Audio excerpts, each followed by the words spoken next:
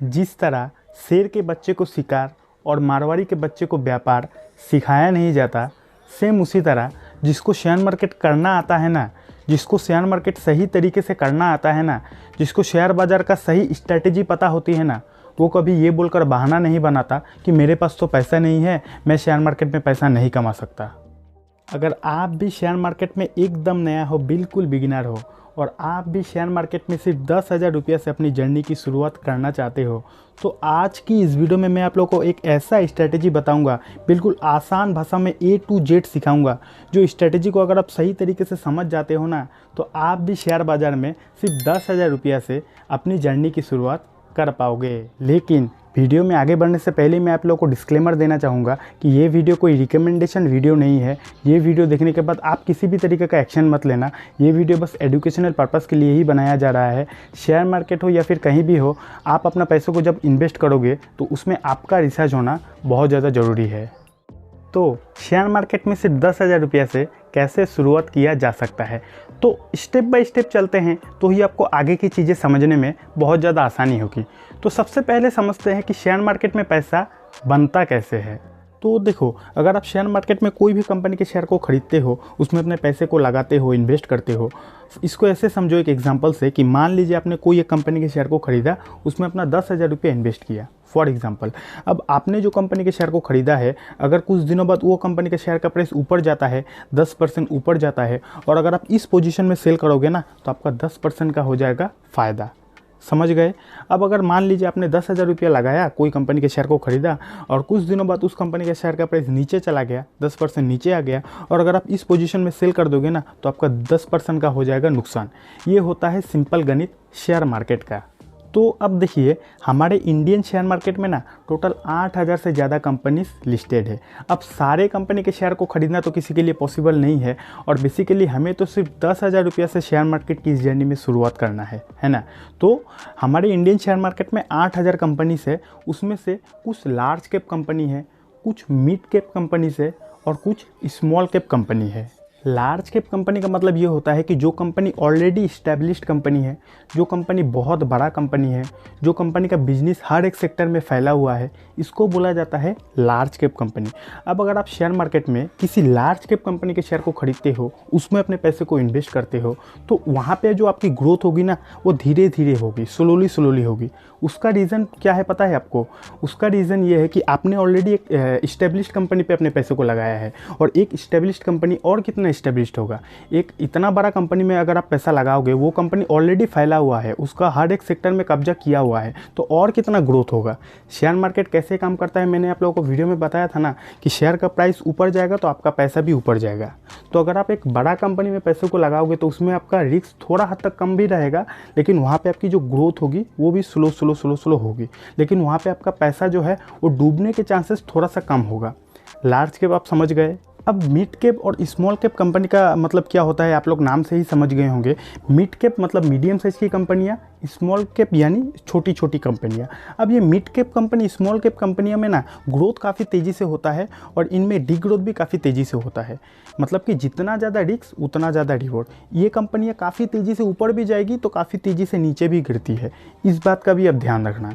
अब आपको आपका आंसर मिल जाएगा कि आप सिर्फ 10,000 रुपये से शेयर मार्केट की इस जर्नी में कैसे शुरुआत कर सकते हो। देखो, आप तो एक बिगिनर हो, आपके पास सिर्फ 10,000 रुपया है और आपको शुरुआत भी करनी है शेयर मार्केट में, तो एक बात तो पक्का है कि आपको रिस्क लेना पसंद नहीं है। और आप अगर रिस्क लोगे, अगर आपका स्टार्टिंग में ही पैसा डूब गया ना, तो आप काफ़ी ज़्यादा डिमोटिवेट हो जाओगे। तो शेयर मार्केट में रिस्क कौन से कंपनी में है? Mid cap, small cap. मैं ऐसा नहीं बोलता कि लार्ज कैप कंपनी में नहीं है, लेकिन मिड कैप और स्मॉल कैप में थोड़ा हद तक ज़्यादा रिस्क है। तो कुल मिलाकर बात यह है कि शेयर मार्केट में कुछ ऐसी लार्ज कैप कंपनियां हैं ना, मैं कुछ का बात बोल रहा हूँ, सारे लार्ज कैप कंपनी का बात नहीं बोल रहा। जो कंपनी का बिजनेस सॉलिड है वो कंपनियों का बात बोल रहा हूँ, किसी का नाम नहीं लूँगा किसी कंपनी का, ठीक है ना। कुछ ऐसा लार्ज कैप कंपनी है जो आपको शेयर मार्केट में बार बार मौका देगा पैसा कमाने का। बात नहीं समझे? देखो, मैं यहाँ पे एक लार्ज कैप कंपनी का चार्ट दिखाता हूँ शॉर्ट टाइम का। देखो, शेयर का प्राइस ऊपर गया है, नीचे आया है, फिर ऊपर गया है, फिर नीचे आया है, फिर ऊपर गया है, फिर नीचे आया है। तो आखिर मैं बोलना क्या चाहता हूँ, आप कैसे 10,000 से शुरुआत कर सकते हो, यही जवाब ढूंढ रहे हो ना। सिंपल सा बात बोल रहा हूँ। देखो, जैसे ही शेयर का प्राइस नीचे आता है ना, आप 10,000 रुपया लगा देते हो और जैसे ही 10% ऊपर जाएगा आप उसको सेल कर दोगे। सुनो ध्यान से, तो ही आपको आगे की चीज़ें समझ में आएगी। देखो बार बार ऊपर गया है नीचे आया है, ऊपर गया है नीचे आया है ना शेयर का प्राइस। ये एक लार्ज कैप कंपनी है। मान लीजिए अगर आपने निचले स्तर पर शेयर को खरीदा, 10,000 रुपया लगाया और जैसे ही 10% ऊपर गया आप वहाँ पे सेल किया, तो 10,000 का 10% कितना हो गया? 11,000 रुपये। समझ गए? मैं हिसाब यहाँ पे लिख के रखा हूँ। तो 11,000 हो गया ना, फिर नीचे आएगा, कभी ना कभी तो आएगा ही ना। यहाँ पे देख रहे हो लार्ज कैप कंपनी, फिर नीचे आएगा, आप 11,000 यहाँ पे इन्वेस्ट कर दिया, फिर 10% ऊपर गया आप सेल कर दोगे, 12,100 हो गया। आप हिसाब करके देख लेना। फिर 12,100 हो गया ना, फिर नीचे आएगा, फिर आप 12,100 लगाओगे, फिर 10% ऊपर गया आपको सेल कर देनी है, आपका हो जाएगा 13,310। फिर नीचे आएगा, फिर आप 13,310 लगा दोगे, फिर शेयर का प्राइस 10% ऊपर जाएगा आप सेल कर दोगे, तो आपका अमाउंट हो जाएगा 14,640।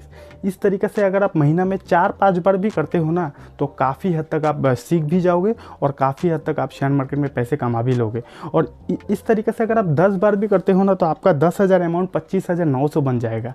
अगर मैंने हिसाब गड़बड़ किया है तो आप कैलकुलेटर में आप हिसाब भी कर सकते हो। इस स्ट्रैटेजी को बोला जाता है पोजिशनल ट्रेडिंग। इसका मतलब ये होता है कि शेयर का प्राइस नीचे गया आपने खरीदा, फिर ऊपर गया आपने बेच दिया, फिर नीचे आया आपने खरीदा, फिर ऊपर गया आपने बेच दिया, नीचे गया खरीदा, ऊपर गया बेच दिया। इसी को बोला जाता है पोजिशनल ट्रेडिंग। इससे क्या होता है कि आपको काफ़ी कम पैसे में आप शेयर मार्केट में निवेश कर सकते हो और काफ़ी हद तक आप सीख भी लोगे और ऐसा मौका बाजार आपको बार बार देगा। शेयर मार्केट धड़ाम से ऊपर तो नहीं जाता ना, एक बार में तो ऊपर नहीं जाता ना, वो बार बार ऊपर नीचे करते करते जाता है। तो इसी का आपका फ़ायदा उठाना है। शेयर मार्केट में कुछ ऐसा लार्ज कैप कंपनियां हैं जो ऑलरेडी इस्टेब्लिश्ड कंपनी है, जो कंपनियां में रिस्क थोड़ा कम है। तो आप रिसर्च कर लेना कि कौन सी ऐसा कंपनियां हैं जिसमें रिस्क थोड़ा कम है। उन कंपनी को आपको सिलेक्ट करना है और बिल्कुल नज़र टिका के रखनी है।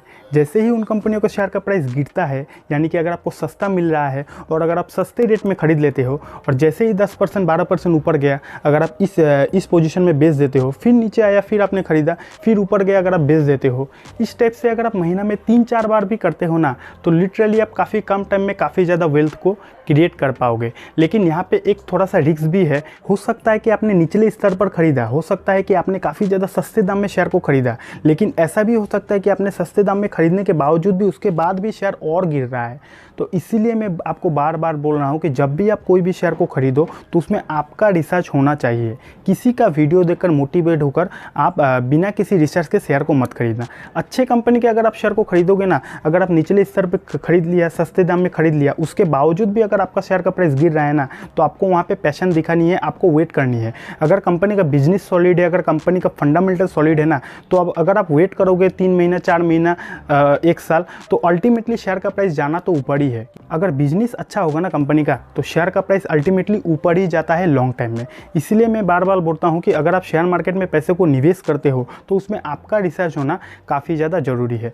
अब अगर आप शेयर मार्केट में थोड़ा सा कम रिस्क लेना चाहते हो तो उसके लिए आप म्यूचुअल फंड में अपने पैसे को इन्वेस्ट कर सकते हो, क्योंकि म्यूचुअल फंड में अगर आप पैसों को इन्वेस्ट करोगे तो वहाँ पे एक्सपर्ट जो टीम रहता है वो लोग आपके पैसों को मैनेज करेगा। तो अगर आपको ये जानना है कि म्यूचुअल फंड आखिर क्या होता है और म्यूचुअल फंड में अपनी जर्नी की शुरुआत कैसे किया जाता है, तो उसके लिए मैंने ऑलरेडी एक डेडिकेटेड और स्पेशल वीडियो बनाया है। ये लेफ्ट वाली वीडियो देख लेना। ये वाला वीडियो देखने के बाद आप म्यूचुअल फंड के बारे में बिल्कुल A to Z आसान भाषा में सीख जाओगे।